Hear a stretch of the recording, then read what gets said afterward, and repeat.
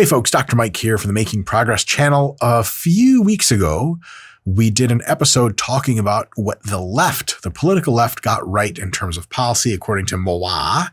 Today we are going to do Revenge of the Sith or something and figure out what the right gets right. Now, it gets right, a lot of other stuff right, other than what I'm going to cover, but we're at least going to hit up about 5 things that I think the right wing in the United States and large parts of the world is super, super right onto.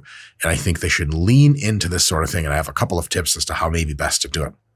And the thing is that a lot of people, including myself, will criticize a bunch of the opposing side, but they rarely ever say what they like about it. And in any collaborative, communicative relationship, we're all trying to work for the same general good stuff, and we really all are.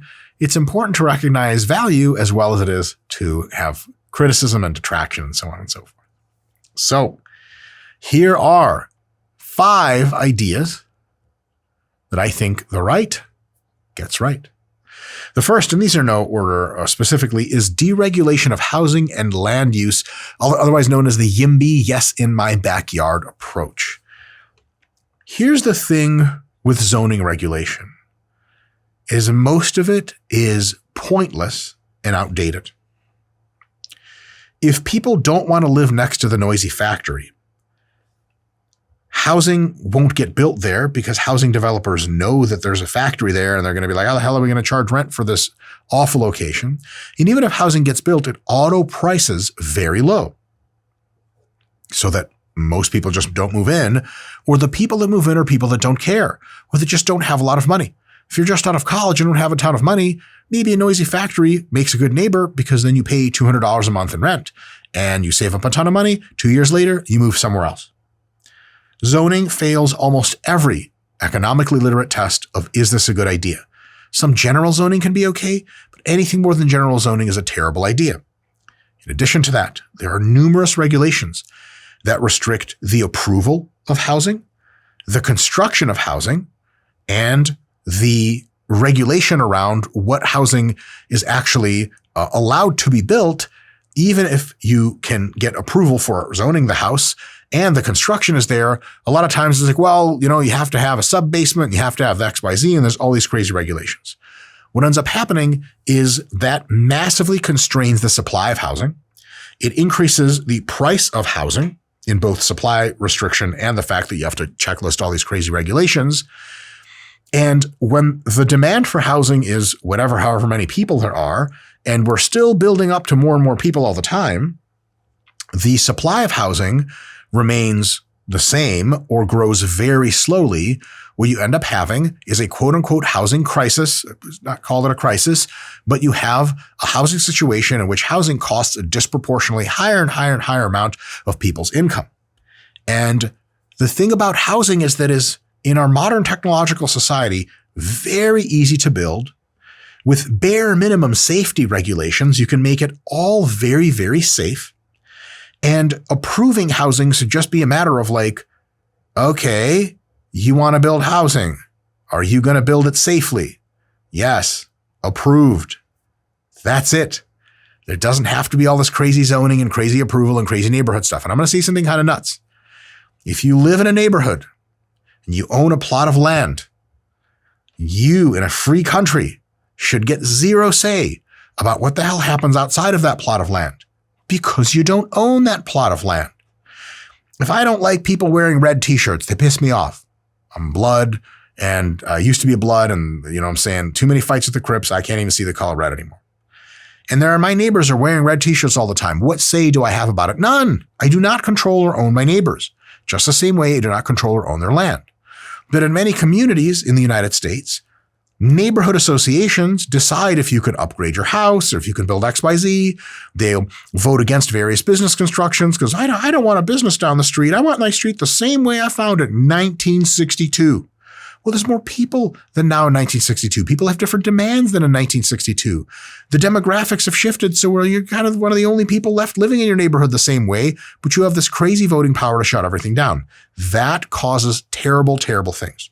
Generally, conservatives are way more against this kind of stuff than people on the political left, and that is a very, very good thing. If you want to make housing affordable, You are pro massive deregulation of every step of the housing construction and approval process. That doesn't mean zero regulation. You keep basic safety regulation, basic environmental regulation in check. That means approval for housing could take like a day or a week or a month instead of 6 months where you have to bribe 12 people in a row and then you still get denied because Karen down the street didn't like the fact that your house was a bungalow and she thinks every house on the block should be a ranch. Because, like Karen owns the whole block somehow. That doesn't sound like freedom to me. So there are examples of this. Cities like Houston, Texas have incredibly lenient zoning laws, and they have tons of economic growth, tons of urban revitalization, way more than you would ever predict on any variables in the city, precisely because they have this awesome low regulatory environment for construction of housing. And that's not just housing. It's commercial construction. It's everything. If we can build things better and faster and where people actually want them built, everything's going to get better with regard to all the buildings that we have. This is hugely impactful to make places safer, greener, and give people much, much cheaper places to live that are much nicer. If you've ever lived in a city where you're living in some building from the 1920s and everything sucks and your rent costs $1,000, it is almost certain the reason those buildings are not being replaced by modern apartments because of insane laws, and it's just basically people conserving the status quo, which is really messed up. So the helpful tip here for conservatives trying to fight the good fight is to try to work to end almost every single housing construction regulation that there is. Because of, again, outside of basic safety and environmental regulations, which can really be treated super easily in the law, current regulations magnify housing costs like crazy and prevent new construction like crazy. And this crushes me because people on the political left will say, like, look at how expensive housing is. And it's like, okay, so why is housing the most expensive in predominantly leftist major cities? And they're like, greed. And you're like, oh, okay, greed. So then every greedy apartment builder who wants to build 1,000-block skyscraper of apartments is getting approval. That's the problem. They're like, well, no. Well, we shouldn't allow that because it'll throw off the vibe of the neighborhood or whatever the fuck. The vibe isn't supporting as many people as want to live there. The vibe needs to change. And it's weird because leftists are usually very pro-change until it comes to like, well, their own backyard, I guess. So it's a really good idea to liberalize housing. Conservatives are way more for this than people on the political left. And I think that's a really, really great thing. And at the end of the day, this is not a partisan issue. Who's for more expensive housing? Who's for outdated, unsafe housing? Nobody. Nobody. And it's just a matter of fact that most people have this really positive view towards regulation, which is taught in our schools, and it's mostly wrong because regulation's mostly a bad thing. I know that sounds crazy, but it's really true. Number 2, conservative support for school choice and educational competition is a huge deal. How do I stay nice saying this? Everyone acts out of their own self-interests. Some people will admit to it. Some people will say they're acting not out in their own self-interests, but in other people's self-interests. Some of the biggest labor organizations in the world, and definitely in the United States, are educational unions, teachers' unions. If you look at the technical demands and requests and constraints those unions impose on public schools, just purely as an economist, you would say, yep, okay, so teachers are trying to work as little as possible and make as much money as possible with as few expectations of them and regulations of them as possible, and with as little vetting of their performance relative to one another as possible so that they get the least stringent oversight as possible. That is exactly what's going on. And you ask the teachers' unions and they say, we're fighting for the children, because teachers' unions want you to believe that they are on the same side as the children. But unions are predicated on the idea that labor, the alliance of all employees, bargains against the employer.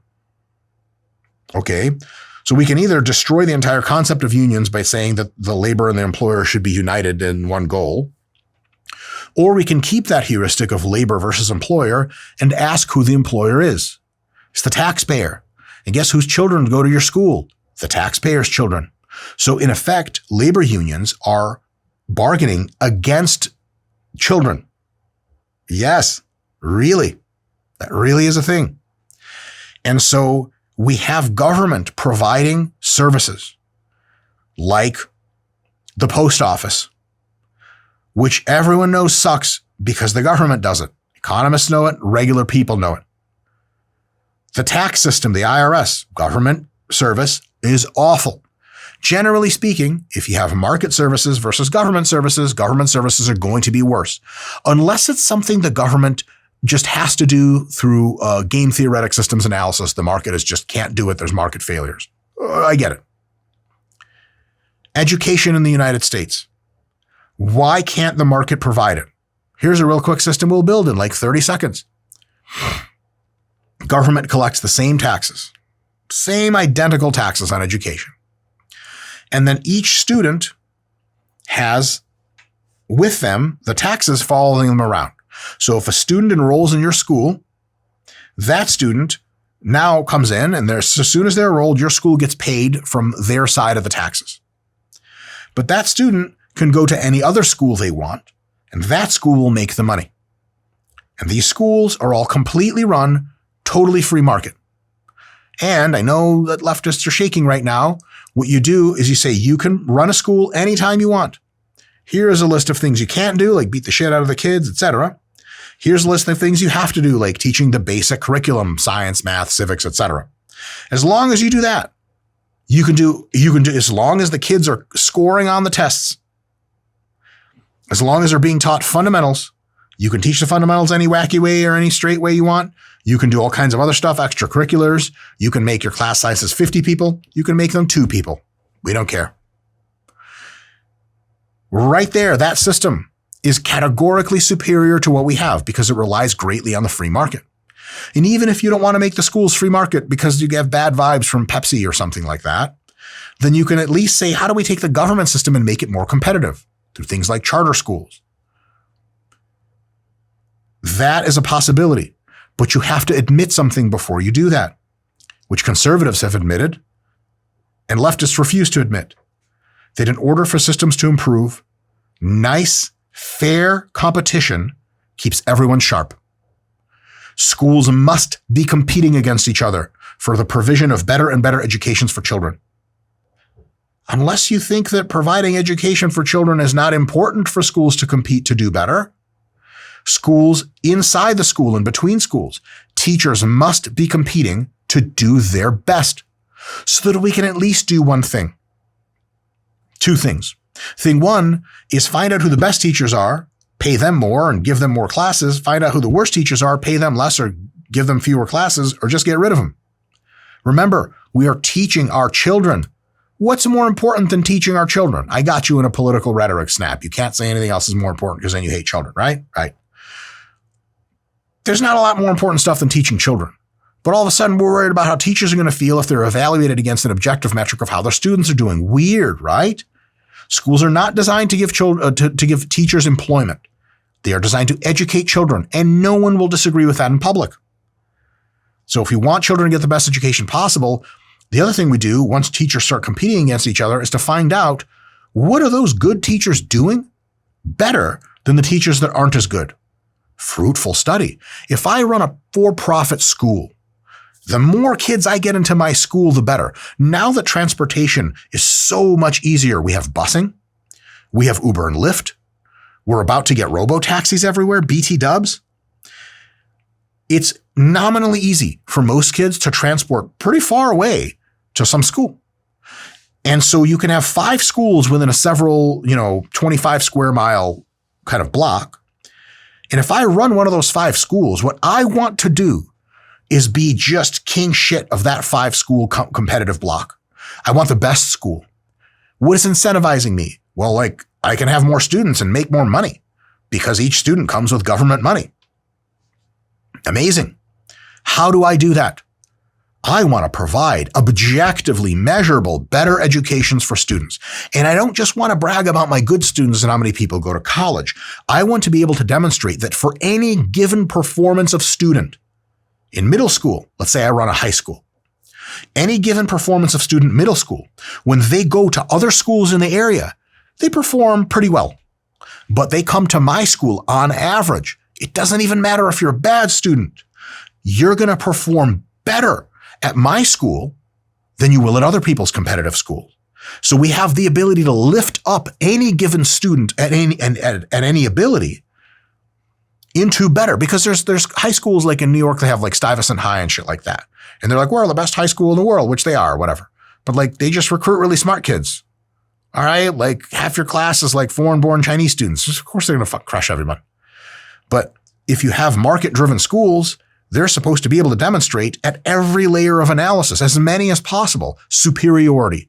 That's what the superintendent of that school doesn't have fancy ideas in his head about like delivering education to America's youth or equity or some dumb nonsense. He just wants to deliver the best possible schooling to children and transform their lives as much as possible. Because then he can go and put on advertisements to local community members who have children and go, we have the best school, and here's how I'm going to show it to you. That kind of market pressure is something we take for granted. Do you guys think people at Microsoft or at Dell Computer or at the Toyota Corporation are not concerned with every single level of quality customer satisfaction of their products and services? Like, that's the only thing they think about. And so what happens with products and services is that just like in the free market, they just keep getting better and better and better through competition and greed. Yes, greed. The personal pride of school administrators, who are now company CEOs, to make school as good as humanly possible and exactly the metrics that parents and the government care about. So it's totally fine to say, look, you can't just make school super fun and like teach them nonsense. And then people go there because parents like the fun nonsense. And then the kids are just shit on the way out. You got to teach the basics and we're going to grade you. And the government can even run a data bank where it tests every school's students regularly. Pro-standardized testing, something that right-wingers are also much more supportive of than left-wingers. And you go, okay, like if your school every year, twice a year, it's ranked on these objective metrics of performance, which we think predict better outcomes. And then every year your school gets ranked on them and everyone sees that. Once everyone sees that your school gets ranked on those things, and remember, there's no price or equity problem. If I'm paying the same amount of money the government gives me for rich kids and poor kids alike. Easy system. So I'm just encouraged to build up better schools. What happens in the long term is that I'm the superintendent of one of those original 5 schools. Over about 10 years, my school triples in size. 2 other schools in that neighborhood go bankrupt. So they can't support their infrastructure because everyone left because they sucked so much. But does that mean that people literally come in with hammers and boulders and just break the school down and then the kids are left crying? No. Remember, all those kids go to my school now. We don't even have to transfer the schools. As those schools sink down and predict their insolvency in 2 years, I send them a very kind email and go, guess what, fellas? We're just going to buy you out. Don't even do anything to your school. We're going to come in. We're going to upgrade everything. Because the kids in the neighborhood, we don't want them driving on the bus for 30 minutes. We're going to keep them right here, walking distance from their house. But the Dr. Mike Excellent School, megalith school, that now has 5,000 students where it started at 2,000, and this school started at 2,000 and now has 500 students. Now it's Mike's megalith super school, like whatever, Fairmount, Indiana edition. Whereas that original school was in another part of the city. Now I'm taking over. Now we got franchises. That doesn't mean that I take over everything and then shit the quality down. Because if you really make it a nationally competitive system, you have corporations at a national scale running schooling. Corporations at a national scale do everything better. They just do everything better, you guys. You want the post office or do you want Amazon? Which one you want? If Amazon ran, Scott, can you imagine if Amazon ran schools, how fucking awesome schools would be? So efficient. So efficient. You think any Amazon exec walks through a school, he's like, I'm getting allergic. I can't be here anymore. So much shit is going wrong. Almost everyone who resists competitiveness in schools is going to try to say it's going to be worse for the students. It's not. But it's going to be tougher for the teachers. Tougher? But that's a good thing. We want it to be tough for teachers in the best way possible. We want a standard of excellence for people to rise up to. And if you can't rise up to that, remember, you're not just there for a job. Go be a bartender or some shit. You guys don't see me teaching at school. You ain't never going to see me around 15-year-olds or some shit like that. I'd lose my mind. Teaching is a goddamn godsend profession. Every teacher is a miracle worker. But that means you got to work your best. And you got to work for a corporation that rewards you. Here's the thing, teachers, if you're listening to this. In a system like this, guess who becomes invaluable? Really good teachers. If I get free market and teacher acquisition for my school, I find out you're at another school, you're getting paid 80 grand a year to teach those kids, but you won like 3 teaching awards. I've seen your YouTube videos. You're just phenomenal. I'm going to be like, hey, pimp, do you want to come teach a bunch of classes at my school for like, I don't know, like shit, $150K? I'll pay you whatever. So we can brag that we have you and you can be amazing. And all the kids want to take your class. And then you can mentor other teachers and teach them how to be awesome. All of a sudden, really good teachers, they're going to be making a ton more money. And really bad teachers are going to be making less. Unless you think bad teachers should be making more money, it's kind of a non-starter. Conservatives are really big on school choice, and I think this is just awesome. Just awesome. Number 3, support for a strong military as a deterrent to major conflict. Conservatives realize one thing very well that folks on the political left, I think, just don't want to realize because it clashes with their worldview. It's that while everyone is pretty dope, there are some people at some times in the world that are just really up to no good. And their vision of what they want the world to look like is kind of really nasty. Like ISIS wants a Muslim caliphate all over the world with literal slavery, misogyny, coded into law, racism, the whole thing. That's what they want. That's their best outcome. It's really what they actually want. And they're negotiating with them and reasoning with them. They're not into that sort of thing. That's just not how they communicate. Conservatives realize that. Conservatives realize that places like Russia, that places like China have like a different concept of human rights and how the world should work. And so for those people, communication doesn't work so well. Cooperation doesn't work so well. And sometimes they work really well, but you need a backstop. And the backstop is the fist, the hammer, the gun, the military. If you disbanded the U.S. military tomorrow and all the free militaries of the world, we would be living under dictatorial rule of whoever the dictator was that came up, China, Russia, etc., you name it. It would be a bad place to be. And what keeps Russia and China and the not so nice places of the Middle East from expanding and taking over a bunch of stuff is the fear that a strong, free United States military is going to make it really, really not worth their while. There's a reason that Russia doesn't mess with the United States directly, ever, because they know they're going to lose that war. And the leaders that would fight that war know that maybe Russian people would only take 10% total casualties, but the leaders themselves will be first on the list of people to die. And so they just don't fuck around. Pacifism is dope. I remember it's just full of vibes. And that's because peace is amazing. But peace is the outcome. Dropping your weapons is not always the process for that if more evil people still have their weapons. I remember like a bumper sticker from back in the 90s. It was like, I look forward to the day when schools, like school boards can get all the funding they need, but the U.S. has to have a bake sale. The U.S. military has to have a bake sale for its new aircraft carrier. Dope. You got a nice school, you got all the funding, and then ISIS shows up and just starts sexually assaulting people and shooting people in the head. There's no answer to that except tears. And the Delta Force, which you disbanded, by the way. So recognizing that the world is a place we want to cooperate in, but it's full of really not nice people every now and again, every here and there, necessitates a strong military, and a military that isn't at parity strong. It's ahead strong. Strong at parity means you can fight some wars and win some, lose some. If China wholeheartedly believes, and China's not an entity, it is not a cogently thinking one, Xi Jinping, who the fuck knows what he believes? The guy's out of his mind. If he believes he can take Taiwan, he'll do it. He'll try it. If he believes that all the simulations his generals tell him, which again, these people collect yes men, so he's probably not hearing the truth. If he was to be rational and thought, okay, generals, what's going on? And they all like kind of appraise the U.S. military and allied military strength. And they go, look, man, like we're never going to make it across the strait. It's just going to like, we can't detect our submarines. We know they have a bunch. We know they have all our targets picked out. They're going to just bomb our ports. We won't even get like soldiers to the ships might not even happen.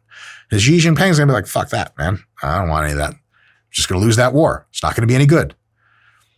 We need to be stronger than everyone else. Stronger than the bad guys by a large margin. Right now, the U.S. is busy constructing an anti-missile dome, an anti-ballistic missile shield, so that through a variety of technologies, anytime someone launches a nuclear weapon at us, we just ping it out of the sky and then it never hits. Guess what China's doing right now? They are openly begging the United States not to continue construction of this dome. The fuck? Why not? Don't bother with mutually assured destruction. Because mutually assured destruction is only one way. Not that the Chinese know, because Xi Jinping reasons like a fucking animal, like a psychopath, because he probably is one. So Xi Jinping sees the United States getting an anti-missile dome, and he goes, I know what they're going to do as soon as they can guarantee that none of our nuclear missiles hit them. They're going to nuke us. You guys, why in God's name would America ever nuke China? We tried to delay nuking Japan for months, exploring other options, even though they were trying to take over the world and sexually assaulting everyone they could find. China's sitting by their own selves doing not a whole lot of anything. Why in God's name would we ever attack them? Do you guys know that the U.S. could take over Latin America in like a month? It'd just decapitate every government. It's not that hard. It would be ours. Why? What a giant clusterfuck. The U.S. went into Afghanistan and Iraq to essentially avenge 9/11. That was a disaster. Ain't nobody coming. No one from the U.S. wants to take over anything. It's done. So China doesn't reason like that. They want us not to have a ballistic missile shield. Here's a question. Do we want China to have an anti-ballistic missile shield? Yes. So that other people can't nuke them. Because nuking is bad, you guys. We don't want anyone to nuke anyone. If every country in this world built robust anti-nuclear missile shields, we would just render nuclear weapons pretty close to useless, and then that would be amazing. Nuclear menace is gone. Can you guys imagine nuclear war made pointless? Russia gets a shitty leader after Putin croaks. They launch nukes at Europe. Europe knocks all the nukes out of the sky and goes, hey guys, I know you didn't really mean that. Well, let's start on a fresh foot. That's way better than Berlin going up in flames, don't you think? And so, as a global power, the United States should be building missile defense shields like crazy. And when China says, hey, don't do that, we go, why? You guys think we're coming after you? No. But you guys are building up your nuclear missiles all the time. But you're going to come after us? You better not, because we don't need a shield. You guys can nuke San Francisco and nuke LA. We'll erase all of you. We don't want to do that. Nobody wants to do that. But you guys know we're going to win that war. So two things. One, having the ability to win the war. And two, having a posture that says, do not ever fuck with us. Do not disturb world peace, because we're going to end you. Conservatives are big on that, much more than people on the left, up until recently. Unfortunately, nowadays, we're going through a populist administration with Donald Trump, and it's the whole idea about we're not going to care about other conflicts, which isn't terrible by itself. But to his credit, Donald Trump is also massively empowering military expansion, which was not occurring nearly to the extent that it should have been under Obama and under Biden, which is terrible. Because again, there's nothing about a strong military that's cool by itself.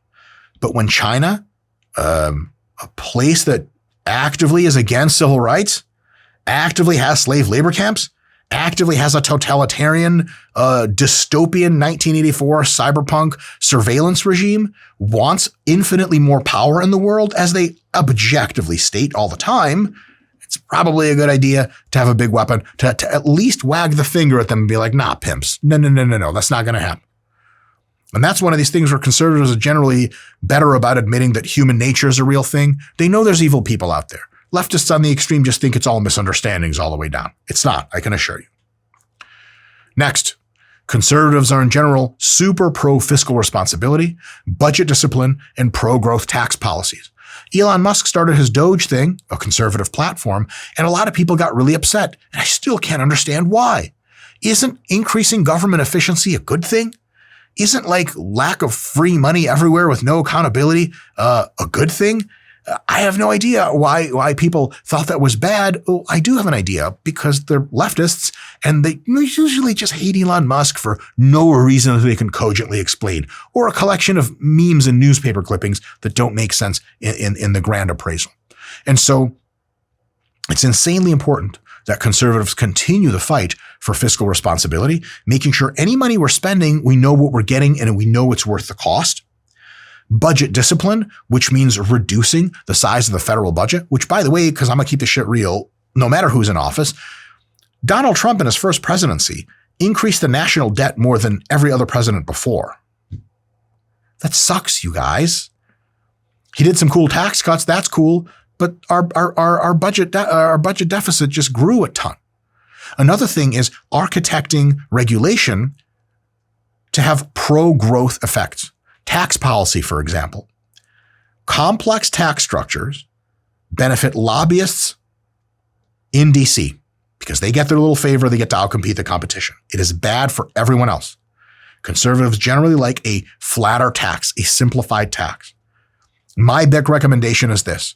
Work towards a tax that is incredibly simplified and a little bit lower than it is today. People are happy that it's lower. And because it's simplified, it saves us tons and tons of money on enforcement and complexity and loopholes and everything like that. Your tax collection actually goes up.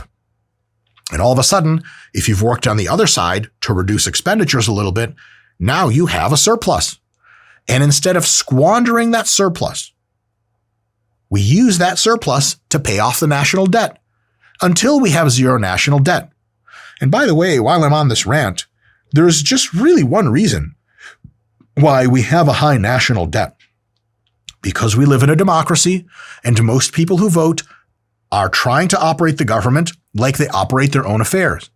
Most Americans have a ton of debt because most Americans are just regular people and they're just not that good at spending their money or making the money. That's it. It's just very bad at economic planning, which if you look up the literature is exactly what it says. And so don't be surprised and don't look for conspiratorial actors to say why our national debt is so high. Our private debt's really high. It makes total sense. But if we're going to be forward thinking like conservatives tend to be in economic matters, we have to try to eliminate the national debt, which is a very tractable, very reasonable thing.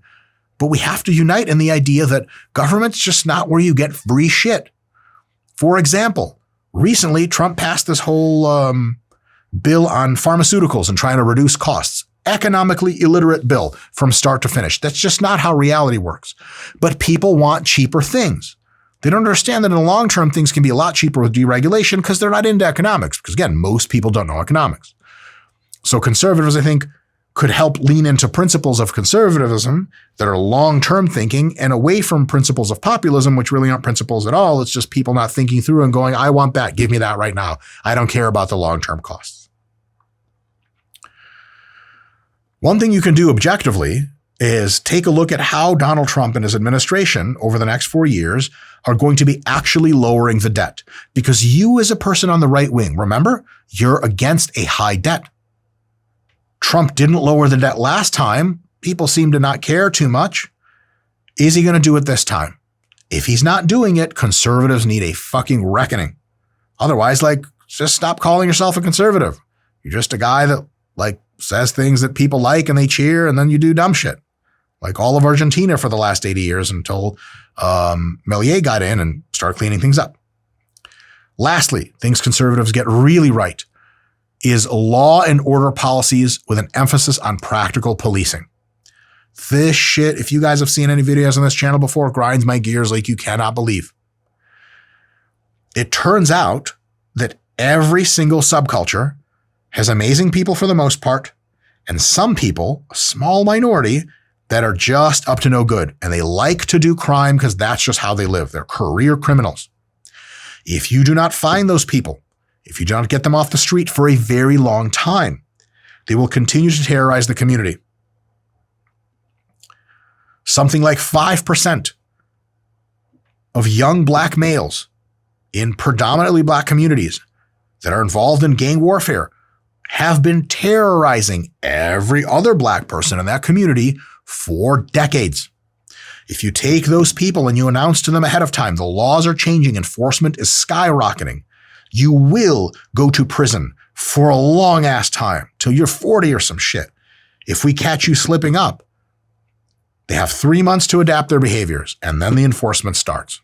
That's my modest proposal. And as soon as they don't do shit about it, some of them will, some won't, you just start picking people off the street for whatever crimes they have with massive increases in policing, massive increases in surveillance. What you're going to see is a humongous reduction in crime like you always see with massive increases in policing, surveillance, and actually getting people through the process to send them to fucking prison. I don't like the idea that we have prisons. I don't like the idea of putting people in cages. But you got to meet some of these people in real life to realize they can't live around other people because they're psychopathic or they have antisocial personality disorder and they just don't give a fuck. By the way, they tell you that in their rap lyrics. And they're going to do bad because they like doing bad. You can't have people like that living in the community. And this is not a racial thing, because the vast majority of people benefited by pulling these people off the streets through very tough policing are going to be exactly the ethnicity of the people that live in that neighborhood. You pull a ton of black criminals off the street, black people are mostly the beneficiaries. White criminals is mostly white people. Latino criminals is mostly Latinos. There is no debate. It's criminals versus the rest of us. I don't want to send anyone to prison. Motherfuckers got to stop committing crime, though. It's just not very complicated. I know that people like to suppose there are root causes of crime. Most of those are wrong and ignore human nature. We always want to get away from the idea that, like, well, it's just a misunderstanding. It's not. For most people, crime is not a misunderstanding. They just want to do it. And you're like, hey, that's bad. Don't do it. And they're like, fuck you. I don't care. And they're just going to do it. They're either that short-sighted or that not so nice. Conservatives realize that in most cases, that human nature is kind of flawed and that criminals need to be punished and put the fuck away. I think conservatives could lean in big time to two things. One is talking to minorities and asking them, do you like your neighborhood and all the crime in it? They mean, no. Do you want to vote for people that actually reduce the crime? Yes. Let's get to it. And the second thing is, I think conservatives should get behind making prisons incredibly, incredibly nice places to be. Comfort, very low, zero violence, internet, Wi-Fi, all the adult films you can watch, great food, places to train, outdoor spaces to recreate, the whole 9 yards. We need to make prisons incredibly habitable and incredibly nice places to be. So that radical leftists don't say we're throwing people into cages, because now it's not a cage. It's just somewhere you go when we realize one special thing about you. You can't get along with other people because you just exploit other people all the fucking time. And if the first time you do something bad, you get a warning, the second time you do it bad, you get a pretty nasty prison sentence, and the third time you do bad, you get an almost forever prison sentence of like 20 to 40 years, that automatically takes the vast majority of criminals within a few years off the streets, because the vast majority of criminals are repeat offenders. Everyone screws up every now and again, but if you screw up 3 times in a row in the same exact crime and all of them are really nasty felony crimes, bye. Until we can re-architect the human brain with genetic engineering and brain scanning and neural architecting and nanobots, you're just going to have to live in jail because you killed 3 people in gang warfare. We can't have you out in the street because you're probably going to kill again. You probably have a tattoo on your chest that says, I'm going to kill again. Scott, some of those tattoos pretty much do say that, don't they? Absolutely. Killer. Yes. Like up for parole and you have a tattoo that says killer on your forehead. They're like, huh. Well, he seems rehabilitated. Right? I like Gucci Manes. It's just like a ice cream cone. It's nice. It's icy. Or icy, yeah. Yeah, because he's so iced out. Because he likes shiny things like diamonds that make him appear rich to other people, which secure status and reproductive success. I give you Gucci Mane. So I think conservatives really need to lean in and communicate that message to inner city folks that, look, your neighborhoods are the ones that are fucked up. It's the criminals doing this. 95%, 98% of everyone in the inner city is just good, regular ass people. They're not up to no good. We're going to take the criminals and pull them the fuck out. And we're not going to put them in any place bad. It's going to be a nice place, but they can't mingle around other people. And they're on constant surveillance in those new super prisons of my dystopian future society. Because it's more important that everyone is kept safe and that everyone's treated humanely than it is to pretend that people can just live in society, all of them, and not try to hurt each other, because that's bullshit. And it's important not to treat people like animals and throw them into cages, and no matter how we feel about it. So reasoned policy doesn't really talk about feelings and talk about objective outcomes. I want to live in a world, conservatives want to live in a world, left-wingers want to live in a world in which there's no crime. How can we get close to that world ethically, but effectively? Conservatives typically answer that question way better, which is why they're better on crime. And people on the political left have a lot of reckoning to do, because almost all of the places in the United States that have the highest crime rates are dominated by left-wing politicians. How the fuck does that work? Explain that. Conservatives know what's up. All right. That was fun. This was tough for me to make because I'm kind of pissed at the MAGA people nowadays because like they're supposed to be for freedom, but they're for tariffs, which is a tax on every single American that buys goods and services. It's kind of weird. Anti-free trade policies are weird. Anti-immigration policies are weird. Immigration's objectively awesome. It's just not really a debate among economists in any mass sense that immigration is great. And so it's a lot of us versus them, a lot of tribalism going on right now. And I hope that reverses. But I think conservatives have a ton going for them, a great tradition, and I think they're going to rebound and maybe get away a little bit from the idolatry behind Donald Trump and maybe more to like, hey, like, how do we actually get the results we want for our communities and make America better than it ever was? Not great again, because America was never greater than it is today, but better than it ever was. And if you, on your personal side, want to be better than you ever were, you have to work out. You have to sleep very well. You have to stay relaxed. You have to work very hard at all of your jobs and hobbies, but you also have to curate the contents of your mind and make sure you're sharpening the sword of maybe the biggest faculty you have, which is your mental faculty. And you're going to be able to do that really well by downloading the RP Hypertrophy. No. The Waking Up app by Mr. Sam Harris. We have a link in the description. I use the app every day for meditation. It's awesome. Give that some thought, and I'll see you guys next time.